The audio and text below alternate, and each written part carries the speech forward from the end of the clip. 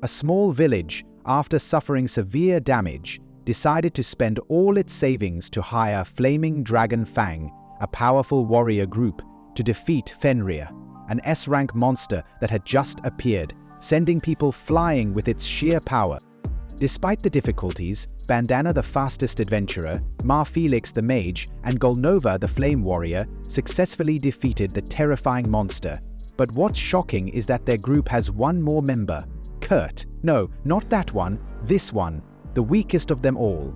His only job, handling minor tasks while the others save the world. And of course, he's our protagonist. Unfortunately, the next day, after humiliating him a little, his own party tells him that he's fired. Kurt doesn't understand why, but Golnova bluntly tells him the obvious. Someone so useless that he can't even defeat slimes has no place in this group. The others agree, finding him annoying. No matter how much Kurt begs to stay, they kick him out without mercy. Days later, our white-haired protagonist has no choice but to visit an adventurer agency in search of work. The receptionist begins an interview and an aptitude test. After asking for his name and background, she's surprised to hear that he used to work for Flaming Dragon Fang, especially since the group had just been promoted to SS rank. Even though Kurt feels ashamed about being fired, she assures him that his experience could help him find new opportunities. Now, it's time for the aptitude test. A crucial moment since these aptitudes are divine talents granted by the gods. Who knows, she might uncover hidden talents even Kurt himself never knew he had. Aptitudes range from G rank, lowest, to SS rank, highest. For example, a low-rank swordsman can't cut through hard materials, while a high-rank one can do it effortlessly.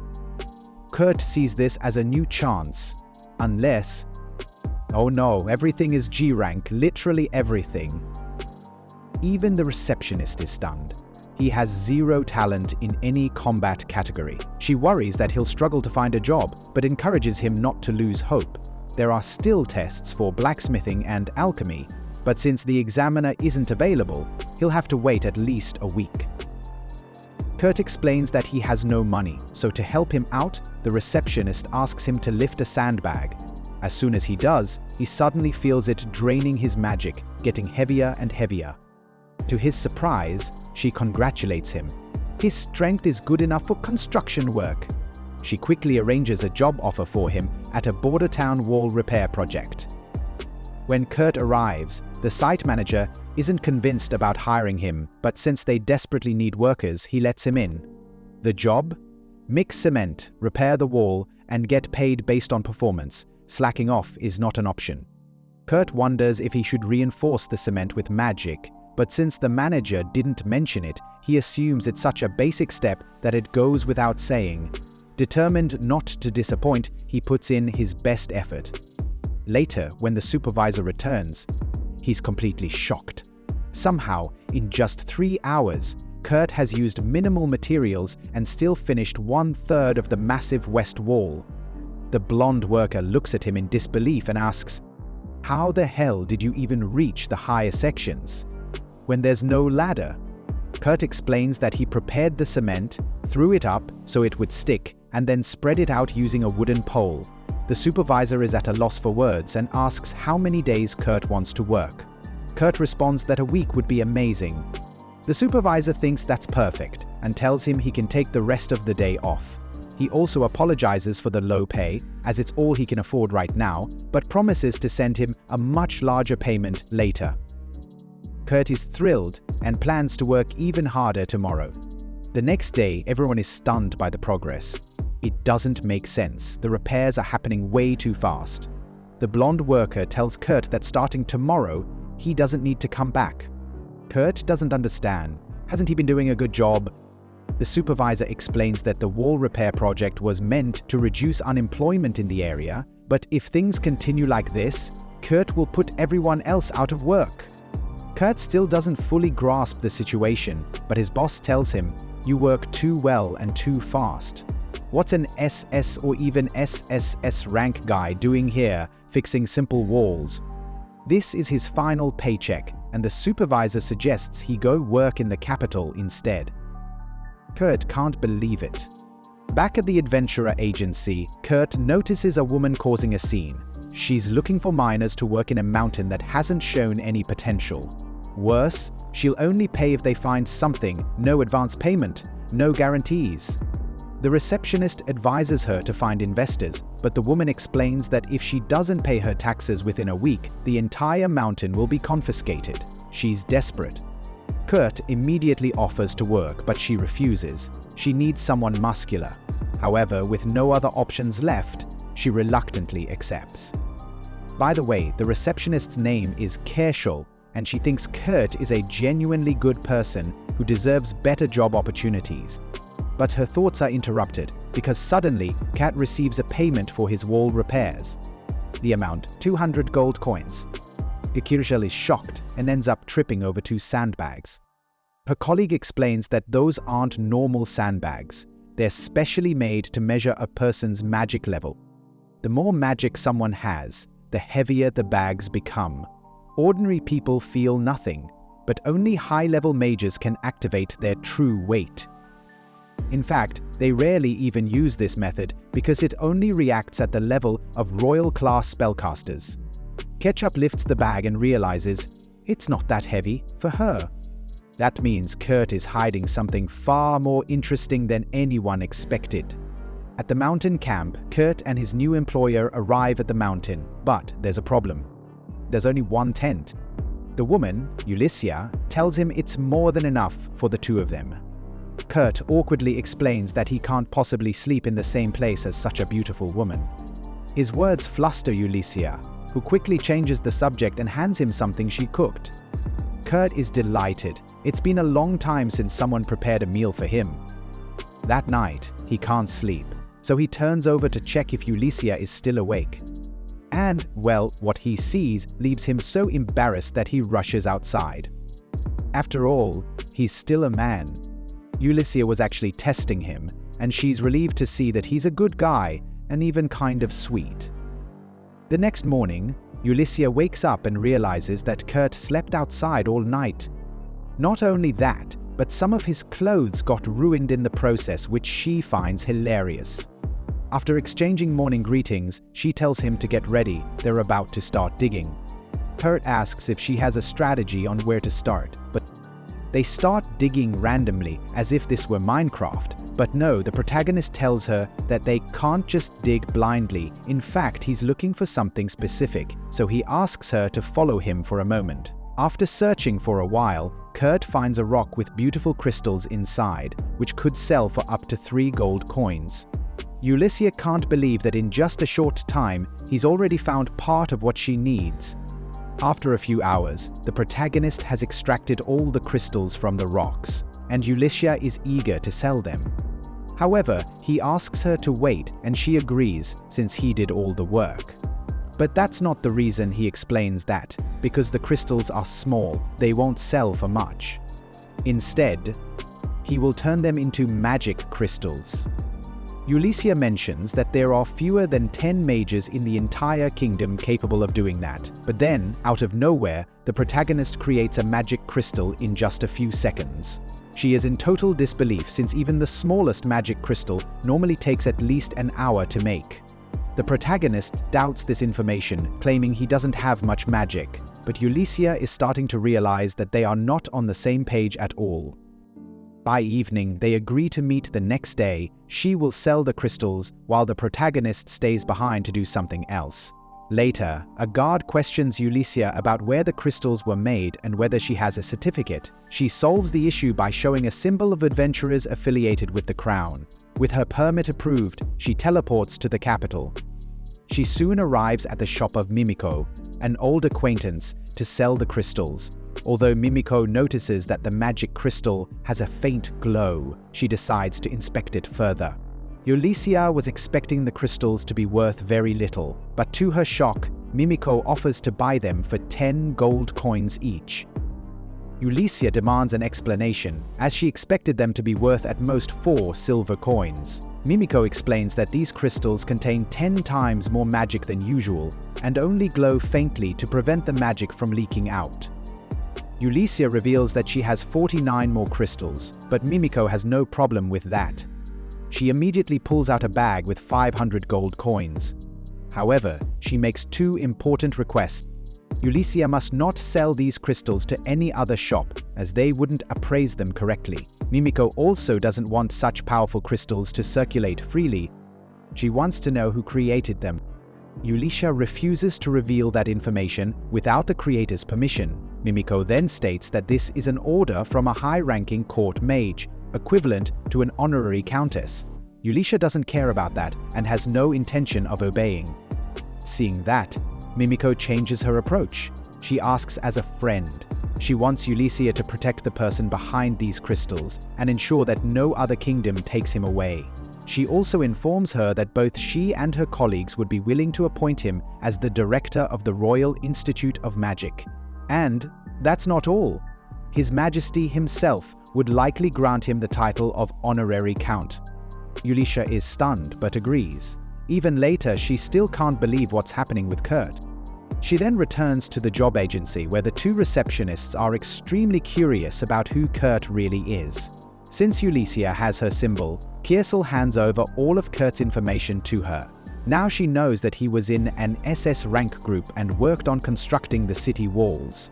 However, she strictly instructs Kiersel to transfer all the gold coins to the protagonist and to never reveal any information about him, no matter who asks.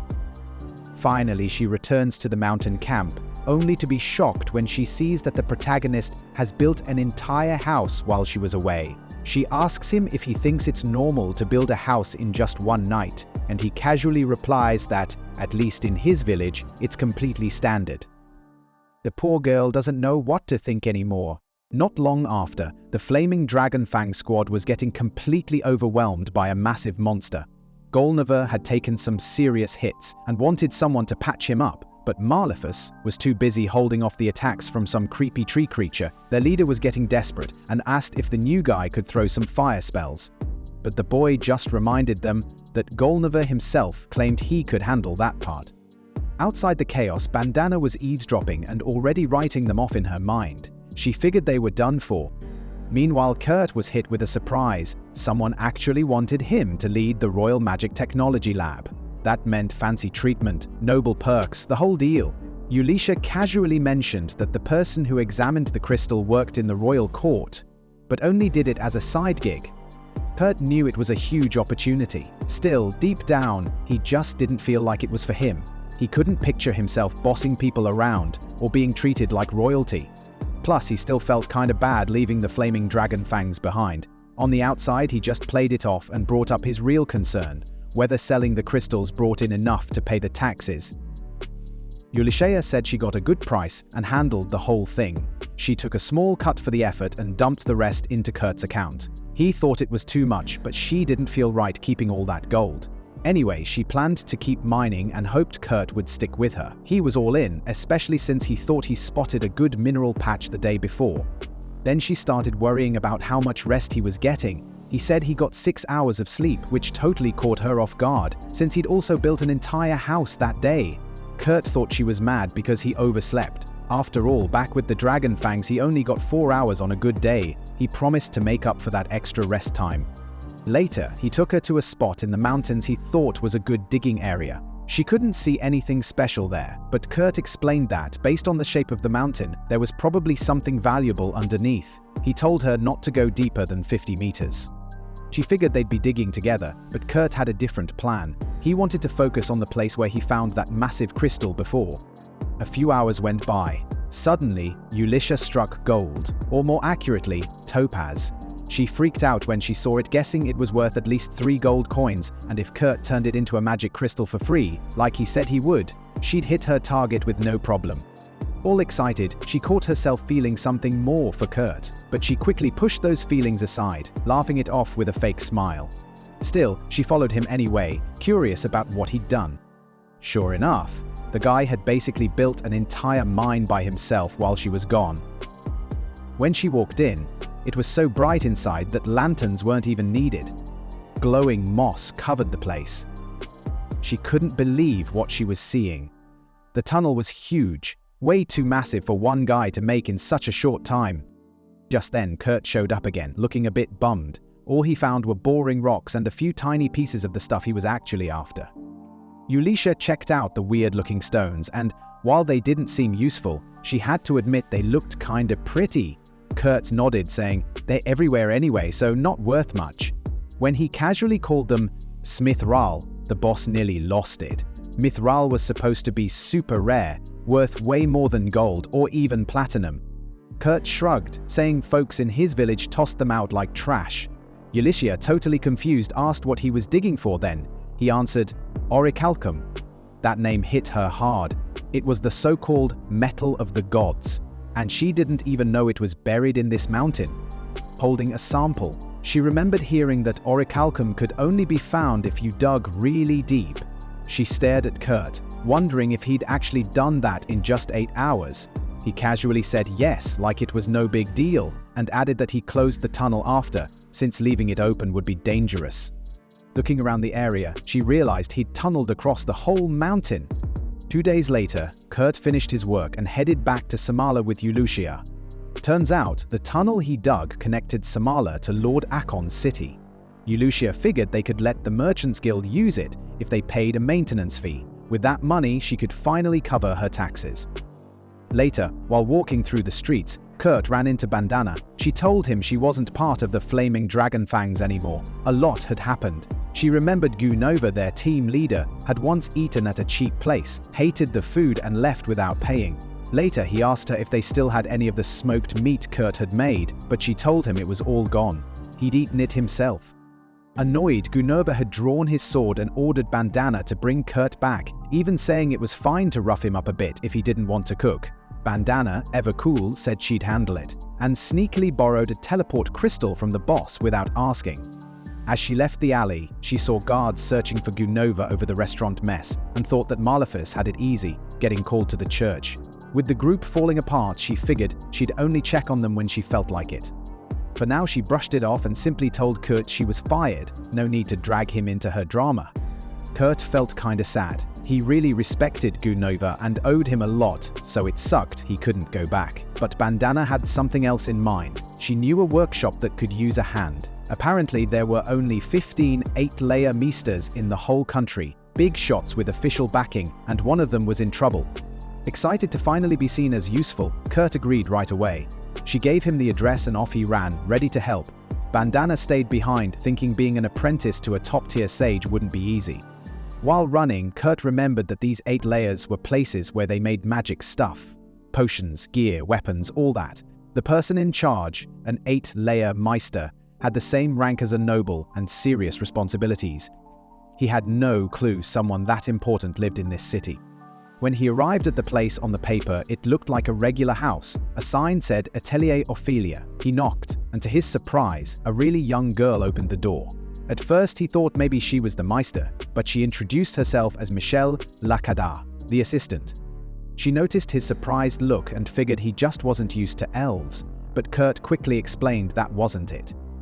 He just wasn't expecting someone so young to answer the door of such a big deal place.